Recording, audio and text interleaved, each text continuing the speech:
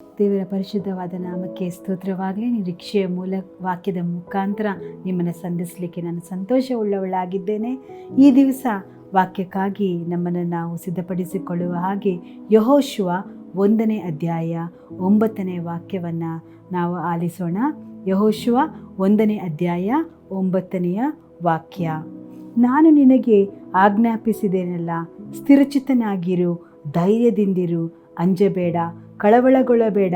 ನಿನ್ನ ದೇವರಾದ ಯೆಹೋವನು ನಿನ್ನ ಸಂಗಡ ಇರುತ್ತಾನೆ ಎಂದು ಹೇಳಿದನು ಎಂಬುದಾಗಿ. ದೇವರ ನಾಮಕ್ಕೆ ಸ್ತೋತ್ರ.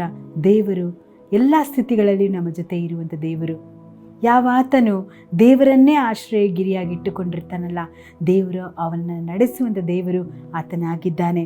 ಆತನು ಆಜ್ಞಾಪಿಸಿದ್ದಾನೆ, ಅಂಜಬೇಡ, ಸ್ಥಿರಚಿತ್ತವಾಗಿರು, ಕಳವಳಗೊಳ್ಳಬೇಡ, ನಿನ್ನ ದೇವರಾದ ಯೆಹೋವನು ನಿನ್ನ ಸಂಗಡ ಯಾವಾಗಲೂ ಇರ್ತಾನೆ ಎಂಬುದಾಗಿ ನಾವು ನೋಡ್ತೇವೆ. ಈ ದಿವಸ ಯಾವ ಒಂದು ಚಾಲೆಂಜಸನ್ನು ನೀವು ಫೇಸ್ ಮಾಡ್ತಾ ಇದ್ದೀರಾ, ಎಲ್ಲ ಸಂದರ್ಭದಲ್ಲಿಯೂ ದೇವರು ನಿಮ್ಮ ಜೊತೆ ಇರುವಂಥ ದೇವರು ಆತನಾಗಿದ್ದಾನೆ. ಕಷ್ಟದ ಸಂದರ್ಭಗಳನ್ನು ನೀವು ಸನ್ನಿವೇಶಗಳನ್ನು ನೀವು ಎದುರಿಸಬೇಕಾದ್ರೆ ದೇವರು ನಿಮ್ಮ ಜೊತೆ ಇರುವಂಥ ದೇವರು ಆತನಾಗಿದ್ದಾನೆ.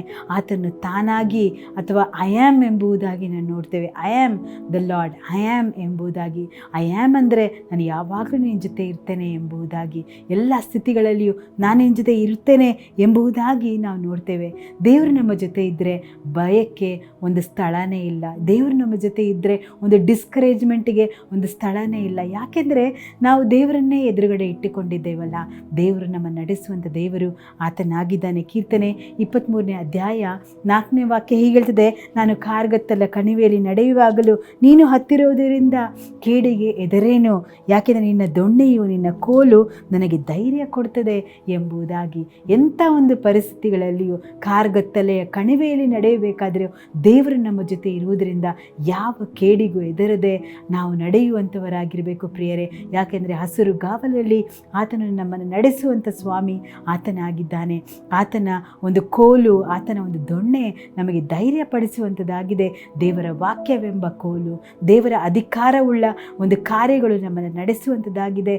ಆತನು ನಮ್ಮನ್ನು ಎಡಬಿಡದೆ ನಡೆಸುವಂಥ ದೇವರು ಆತನಾಗಿದ್ದಾನೆ. ಅದೇ ರೀತಿ ಧರ್ಮೋಪದೇಶ ಕಾಂಡ 33ನೇ ಅಧ್ಯಾಯ 27ನೇ ವಾಕ್ಯದಲ್ಲಿ ನಾವು ನೋಡ್ತೇವೆ, ಆದಿಯಿಂದಲೂ ದೇವರೇ ನಿಮಗೆ ನಿವಾಸ ಸ್ಥಾನವಾಗಿದ್ದಾನಲ್ಲ ಎಂಬುದಾಗಿ. ಆದಿಯಿಂದಲೇ ದೇವರು ನಿಮಗೆ ನಿವಾಸ ಸ್ಥಾನವಾಗಿದ್ದಾನಲ್ಲ, ಯಾಕೆಂದರೆ ಆತನು ನಿಮ್ಮಲ್ಲೇ ವಾಸಿಸುವಂಥ ದೇವರು ಆತನಾಗಿದ್ದಾನೆ.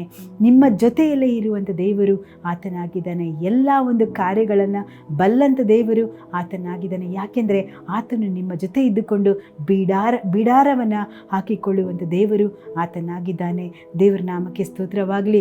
ಎಲ್ಲ ಸಂದರ್ಭದಲ್ಲಿಯೂ ಜೊತೆ ಇರುವಂಥ ದೇವರಿಗೆ ನಾವು ಕೃತಜ್ಞತೆ ಉಳ್ಳವರಾಗಿರಬೇಕು. ಆತನು ಎಲ್ಲ ಕಾರ್ಯಗಳನ್ನು ಜಯಿಸಲಿಕ್ಕೆ ನಮಗೆ ಶಕ್ತಿಯನ್ನು ಕೊಡುವಂಥ ದೇವರು ಆತನಾಗಿದ್ದಾನೆ. ಪ್ರಾರ್ಥನೆ ಮಾಡೋಣ. ಸ್ವಾಮಿ ನಿನಗೆ ಸ್ತೋತ್ರ ಸ್ವಾಮಿ. ದೇವರೇ, ದಿಗ್ಭ್ರಮೆಗೊಳ್ಳದೆ ಎಲ್ಲ ಸಂದರ್ಭದಲ್ಲಿಯೂ ನಿನ್ನನ್ನೇ ಎದುರು ಇಟ್ಟುಕೊಂಡು ಜೀವಿಸುವಂತೆ ಕೃಪೆ ಮಾಡು ದೇವರೇ. ಅಪ್ಪ, ಈ ಸಮಯದಲ್ಲಿ ಕರ್ತನೆ, ಯಾರ್ಯಾರು ಅಪ್ಪ ಕಾರ್ಗತ್ತಲೆಯ ಕಣಿವೆಯಲ್ಲಿ ನಡೆಯುತ್ತಾ ಇದ್ದಾರೋ ದೇವರೇ, ಅವರನ್ನು ಬಲಪಡಿಸಬೇಕಾಗಿ ಪ್ರಾರ್ಥಿಸ್ತೇನೆ ಸ್ವಾಮಿ. ದೇವರೇ, ಅವರ ಜೀವಿತಕ್ಕೆ ನೀನೇ ಆಶ್ರಯ ದುರ್ಗವಾಗಿದ್ದುಕೊಂಡು ನೀನು ಅವರನ್ನು ನಡೆಸಿಕೊಡು ಸ್ವಾಮಿ. ದೇವರೇ, ಕಳವಳಗೊಳ್ಳದೆ ದಿಗ್ಭ್ರಮೆಗೊಳ್ಳದೆ ನಾನೇ ನಿನ್ನ ದೇವರು ಎಂಬುದಾಗಿ ಅಪ್ಪ ಅರ್ಥ ಮಾಡಿಕೊಂಡು ದೇವರ ಒಂದು ಕಾರ್ಯಗಳಲ್ಲಿ ಮನಸ್ಸಿಟ್ಟು ಅವರು ಜೀವಿಸುವಂತೆ ಕೃಪೆ ಮಾಡಬೇಕಾಗಿ ಪ್ರಾರ್ಥಿಸ್ತೇನೆ ಸ್ವಾಮಿ. ದೇವರೇ, ಯೇಸುವೆ ಕರ್ತನೆ, ಯಾರ್ಯಾರು ನಿನ್ನ ಕೃಪೆಯಿಂದ ತುಂಬಿಸುವವರಾಗಿದ್ದಾರೋ ದೇವರೇ, ಅವರನ್ನು ನಿನ್ನ ಕೃಪೆಯಿಂದ ತುಂಬಿಸು ಸ್ವಾಮಿ, ಬಲಪಡಿಸು. ಎಲ್ಲ ಪ್ರಾರ್ಥನೆಗಳು ಯೇಸುವಿನ ಹೆಸರಲ್ಲಿ ಬೇಡಿದ ತಂದೆಯೇ, ಆಮೇಲೆ.